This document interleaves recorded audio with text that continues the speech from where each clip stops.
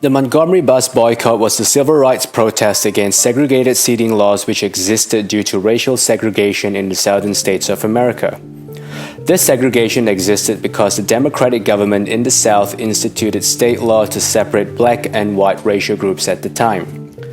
Racial segregation applied across all facilities and services which included housing, medical care, education, employment, and transportation.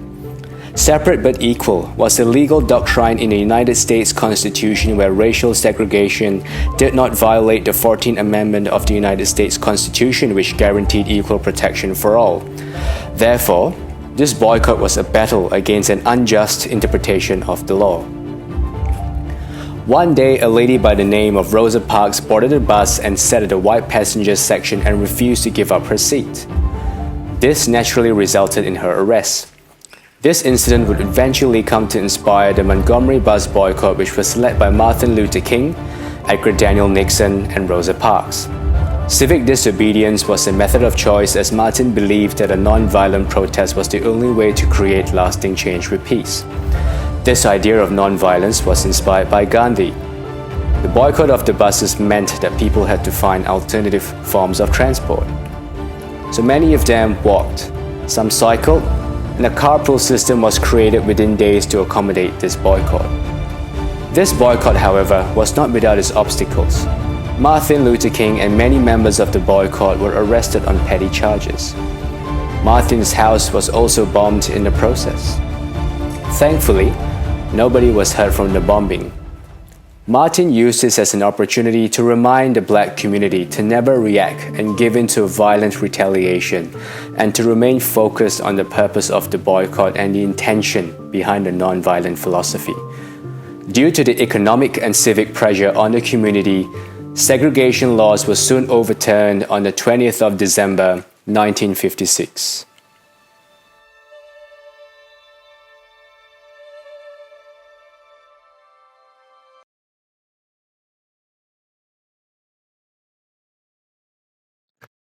On September 20, 1958, Martin Luther King was at Bloomsdale's department store in Harlem signing copies of his book, Stride Toward Freedom, his memoir about the year-long Montgomery bus boycott.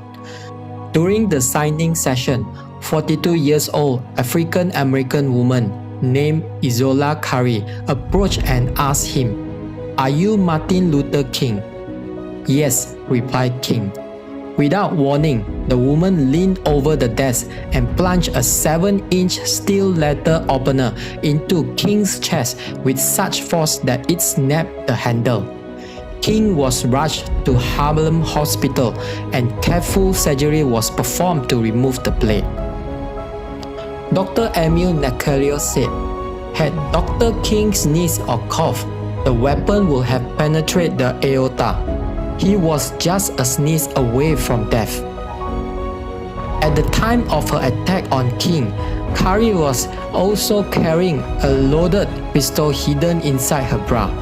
While he was still in the hospital, on September 30th, King issued a press release in which he reaffirmed his belief, the redemptive power of nonviolence. On April 3, 1968, King shared his near-death experience on mountaintop speech. King said, "I want to say tonight, I too am happy I didn't sneeze, because if I have sneezed, I wouldn't have been around in 1960 when students all over the South started sitting in at lunch counters. If I have sneezed, I wouldn't have been in Memphis to see a community rally around those brothers and sisters who are suffering. I'm so happy that I didn't sneeze."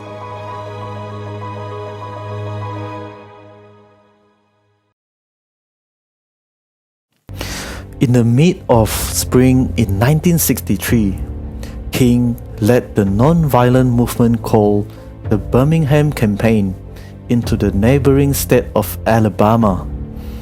It was the worst city for racism as claimed by King.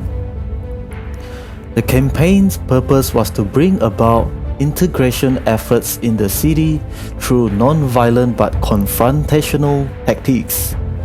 the movement was well received, whereby its activities expanded to kneel-ins at churches, sit-in at the library, and a march to the county courthouse to register voters.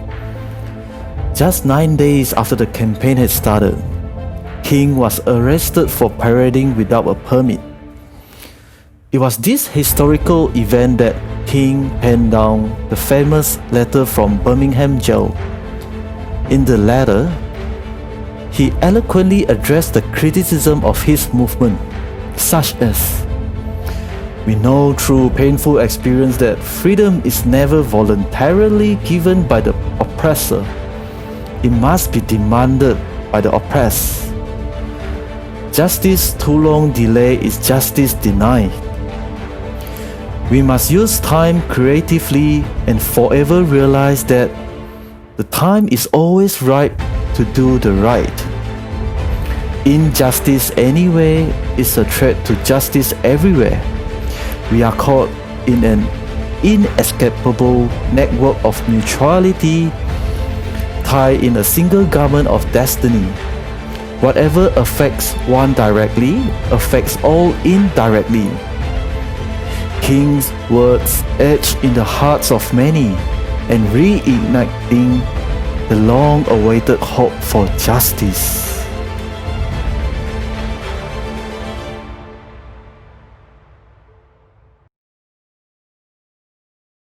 During the same year, Dr. King, leading the SCLC, has joined the March on Washington for Jobs and Freedom. This is where Dr. King delivered his most infamous speech, "I Have a Dream." A night before the march, Dr. King and his aide were still drafting his speech. During this time, his aide, Wyatt, strongly advised Dr. King against using the word "I have a dream" in his speech, saying that it's too cliché. Dr. King was contemplating while accepting his advice. On the actual day, about 250,000 people turned out for the march. Dr. King was scheduled to be the 16th speaker on the official program. It was high noon, and people were tired from the long travel, while some were very anxious about the journey back.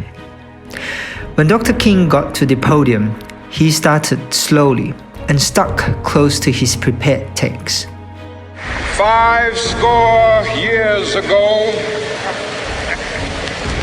a great American in whose symbolic shadow we stand today signed the Emancipation Proclamation.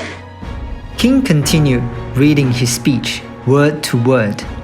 As King was about to finish his speech, Mahalia Jackson, a singer, shouted to Dr. King, "Tell him about the dream." Dr. King then grabbed the podium and gone completely off the script. He started to share about his dream. So even though we face the difficulties of today and tomorrow, I still have a dream. Dr. King continued to share his dream, and when he finished, the speech lasted for about 16 minutes. To this day, it is not known exactly whether the "I Have a Dream" speech was spontaneous on the day. One thing for sure is that Dr. King stood his ground to share his most heartfelt cry for human justice, that is, "I have a dream."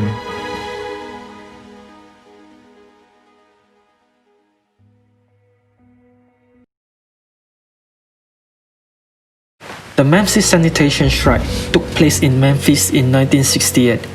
The strike happened due to the two incidents where two African American sanitation workers killed by a malfunctioning truck.